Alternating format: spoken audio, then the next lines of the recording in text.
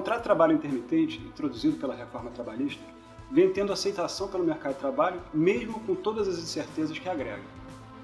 Uma recente decisão do TRT de Minas Gerais declarou a nulidade do contrato intermitente de um trabalhador e, ainda que só aplicável àquele caso, determinou que essa modalidade de contratação não pode ser utilizada de forma irrestrita.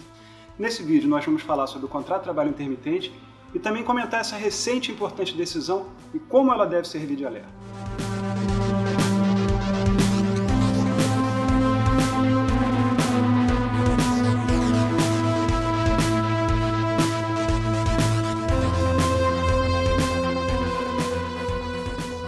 Dados do Ministério do Trabalho dão conta de que uma de cada 4 ocupações já utiliza o contrato de trabalho intermitente e que cerca de 6% dos postos de trabalho criados no país entre abril e junho deste ano foram de vagas intermitentes. Mesmo com essa ampla utilização, eu entendo que há risco, principalmente pela falta de uma melhor compreensão do contrato de trabalho intermitente. Dá para entender a simpatia que o empresariado vem demonstrando por essa modalidade de contrato, que é vista como uma ferramenta de flexibilização e de corte de custos. Mas será que essa modalidade, ela na prática, pode representar vantagem realmente se a gente somar os prós e contras?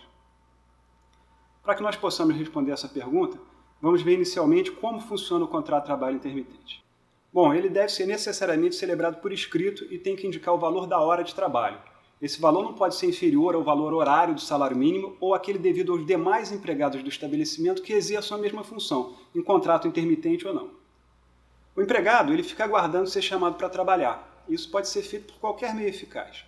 O chamado pode ser feito por e-mail, telegrama, carta registrada, aplicativos de mensagens. O importante aqui é que possa ser feito um registro dessa convocação e ela tem que ser feita com pelo menos 3 dias corridos de antecedência. Na convocação, o empregador vai indicar quando será o trabalho e qual vai ser a sua duração. E recebendo o chamado, o empregado tem um dia útil para dizer se aceita o trabalho. Caso ele não responda, vai se presumir que ele não aceitou. Se ele não aceitar ou não responder, de qualquer modo, não há punição, ou seja, o empregado tem a liberdade para recusar o trabalho oferecido. Agora, se ele aceitar e não comparecer, vai ter que pagar uma multa, que equivale a metade do valor que seria devido pelo trabalho que havia sido combinado. Da mesma forma, se o empregador oferece trabalho, mas muda de ideia, também tem que pagar essa multa. E entre essas convocações, o empregado pode trabalhar para terceiros, pode até manter diversos contratos simultaneamente. No final de cada trabalho realizado tem que ser pagos a remuneração, férias proporcionais com acréscimo de 1/3, 13º salário proporcional, repouso semanal remunerado e os adicionais legais. Do fundo do INSS, eles podem ser recolhidos por mês somados os trabalhos daquele mês.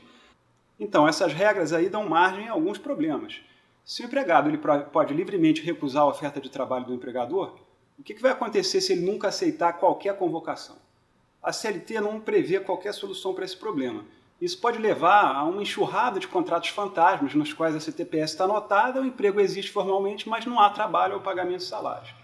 A multa prevista para desistência também é exagerada. Como a lei não oferece limite para o tempo das convocações, ele pode ser convocado, por exemplo, o empregado para aceitar um trabalho de 4 meses, mas não aparece, não pode ir, tem que pagar 2 meses de multa sem ter trabalhado. Certo que tem uma previsão para que essa multa possa ser compensada no prazo de 30 dias. Mas e se o empregador não oferecer serviço nesse prazo ou decidir rescindir o contrato de trabalho? Um outro ponto controvertido diz respeito às férias. Tá? Elas correspondem a um período de 1 mês no qual o empregado não pode ser convocado. Agora, esse regime intermitente, já imaginamos aí períodos grandes de inatividade. Então, essas férias podem acabar penalizando o empregado. São questões flagrantes e, por conta disso, o Poder Executivo promulgou a medida provisória 808/2017, que tentava dar uma melhor redação ao 452A da CLT.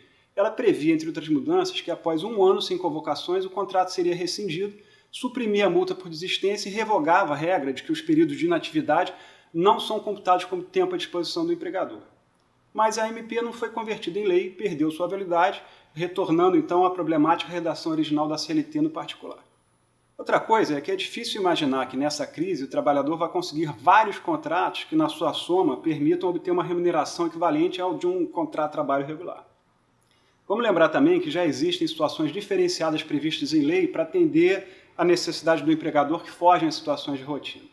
Se a demanda, por exemplo, é de acréscimo transitório de mão de obra, a legislação já contempla a contratação de temporários. Por outro lado, se estamos falando na necessidade de mão de obra em jornada reduzida, já há o contrato por tempo parcial. Então, o contrato de trabalho intermitente ele pode parecer bom para alguns no papel, mas na prática isso pode não se confirmar. E mais problemático ainda é o fato de que essa modalidade de contratação pode acabar não sendo referendada pelo Judiciário. E foi justamente isso que aconteceu no processo 10.454/2018. O número completo está aí na tela para que vocês possam consultar o andamento processual e ter acesso à íntegra da decisão. Nesse caso, um trabalhador foi contratado como assistente de loja como intermitente. Ele ajuizou uma reclamação pretendendo a nulidade do contrato por esse regime de trabalho, mas seu pedido foi rejeitado em primeiro grau. Recorreu ao TRT4 e o TRT4 reformou a sentença para acolher o pedido. O acórdão entendeu que, mesmo sendo prevista em lei a contratação intermitente, a mesma não é a regra e não pode ser utilizada para as atividades típicas, permanentes e contínuas da empresa. Ainda diz o acórdão que o contrato intermitente deve ser feito somente em caráter excepcional ante a precarização dos direitos do trabalhador e para atender demanda intermitente em pequenas empresas, sobretudo, não podendo ser utilizado para suprir demanda em atividade permanente, contínua ou regular. O TRT de Minas Gerais ele entende que não é cabível a utilização do contrato intermitente para atender posto de trabalho efetivo dentro da empresa. Você concorda com isso? Vamos ver exatamente o que a CLT diz.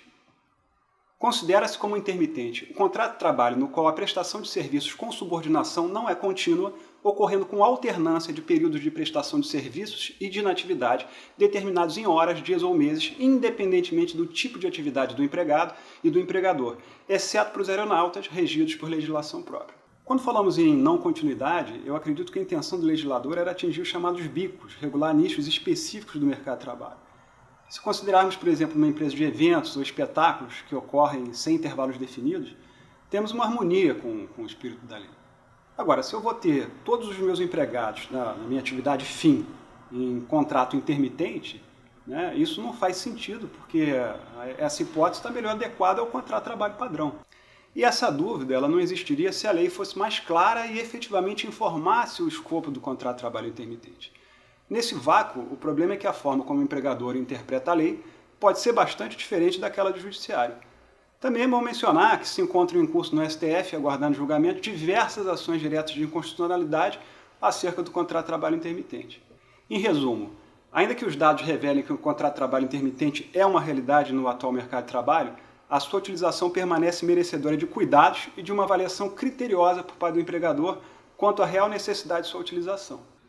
Eu espero ter podido esclarecer algumas das dúvidas relacionadas ao contrato de trabalho intermitente, pelo menos, e que nós possamos, em outras oportunidades, voltar a estar juntos para tratar de outros temas relacionados ao direito de trabalho. Esse vídeo é uma parceria do Cindy Lojas Rio com o escritório Tostes Malta Advogados.